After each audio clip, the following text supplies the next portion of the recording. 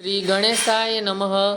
એક વખત દુર્ગમ નામના દૈત્યએ વિચાર્યું, વેદનો નાશ થાય તો દેવો અને બ્રાહ્મણોનો નાશ થાય, એટલે આ દૈત્યએ કઠિન તપસ્યા વડે બ્રહ્માને પ્રસન્ન કરી ચારે વેદ હાથ કરી લીધા અને દેવો પર તેમજ બ્રાહ્મણ વૃંદ પર દાબ બેસાડી દીધો।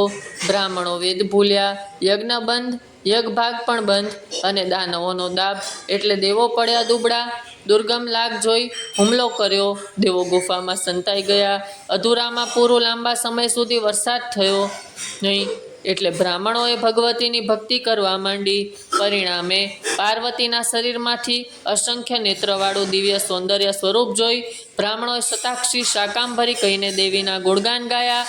દુર્ગમને ખબર પડતા જ તેણે સેને લઈ બ્રાહ્મણો તથા દેવોને ઘેરી લીધા।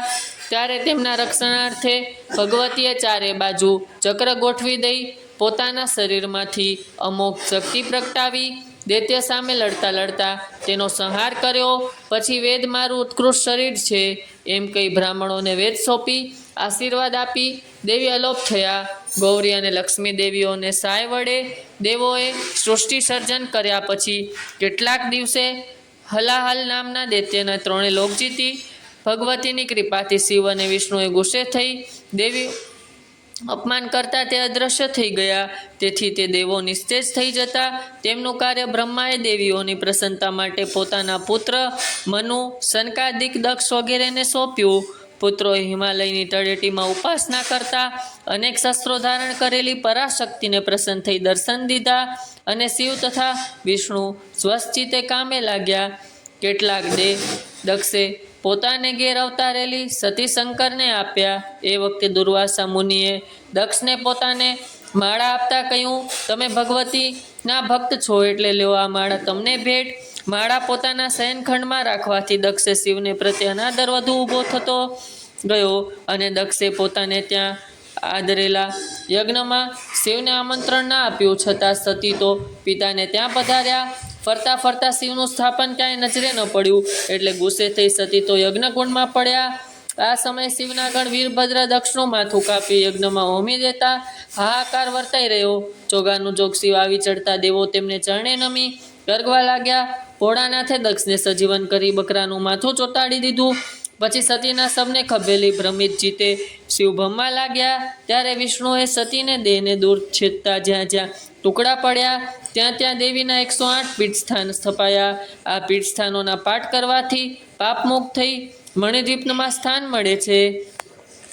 આ અરસામાં બ્રહ્માથી વરદાન પામેલા દૈત્ય તારકાસુર દેવોને ત્રાસ આપવા લાગ્યો। આ દૈત્યનો વધ શંકરના પુત્રથી લખાયેલો, પણ હાલમાં શિવ હતા શક્તિ વિનાના, તેથી દેવો અને હિમાલય બધા ભેગા થઈ પરાશક્તિનું ધ્યાન કરવા લાગ્યા। એટલામાં ચૈત્રી નોમે દિવસે તેજસ્વી સ્ત્રી રૂપે કરુણામૂર્તિ દેવી પ્રગટ થઈ બોલ્યા, હિમાલયને ત્યાં પ્રગટ થયેલ મારી શક્તિ ગૌરી શિવજીને અપાતા પુત્ર કાર્તિક સ્વામી હાથે તારકાસુર મરાશે। જગદંબાની વાણી સાચી ઠરી, ગૌરી પ્રગટ્યા, શિવને વર્યા અનેક પુત્ર કાર્તિક સ્વામીને હાથે તારકાસુરનો વધ થયો। હિમાલયને ઉપદેશ આપતા માતાજી કહે છે કે હું નિગુણ છતાં માયા શક્તિ વડે ઉત્પત્તિનું કારણ બનું છું। ઈશ્વર પણ મારે આધીન છે અને મારી શક્તિથી પ્રેરિત થઈ વિશ્વની રચના કરે છે। આટલું કહી વિશ્વંભરાએ પોતાનું વિરાટ સ્વરૂપ બતાવ્યું। તે જોઈ દેવો અંજાઈ ગયા। ત્યારે ભગવતીએ સૌમ્ય રૂપ ધરી રીમ મંત્ર સાથે યોગ વિદ્યા તથા ત્રિવિધ ભક્તિ વિશે ઉપદેશ આપ્યો। ઉપરાંત વિવિધ વ્રતો, 4 નવરાત્ર તથા 3 ત્રીજ વ્રત, અનંત તૃતીય, રસ કલ્યાણી વ્રત અને આદ્રાનંદકર છે। શુક્રવાર અને મંગળવાર વ્રત, આઠમ, વદ 14, પ્રદોષ વ્રત પણ છે। 3 ત્રીજ વ્રત, ચૈત્ર સુદ ત્રીજ ડોલ ઉત્સવ, અષાઢ વદ ત્રીજ શયનો ઉત્સવ અને કારતક વદ ત્રીજે જાગરણ ઉત્સવ અને શ્રાવણી પવિત્રોત્સવ વગેરે ઉત્સવ ઉજવાતા બ્રહ્માંતર પ્રકારની પૂજાનું મહત્વ પણ સમજાયું। જય માતાજી।